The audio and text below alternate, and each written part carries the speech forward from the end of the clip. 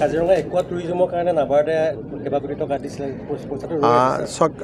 আপোনালোকৰ বিধায়ক আছে অতুল বৰা ডাঙৰীয়া আছে তেখেতে যিমান পাৰে কৰি আছে কৰি থাকিব খালি সকলো কাম একেলগে নহয় লাহে লাহে হৈ থাকিব আৰু কাজিৰঙাত কিবা এটা কৰিব যাওঁতেও বহুত অনুমতিৰ প্ৰয়োজন হয়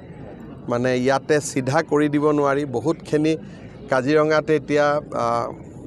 মথাউৰি এটা বনাবলগীয়া আছিলে তাকো দিল্লীৰ পাৰমিশ্যন বহুত কষ্ট কৰি উলিয়ালোঁ এতিয়া মথাউৰিটো হ'বগৈ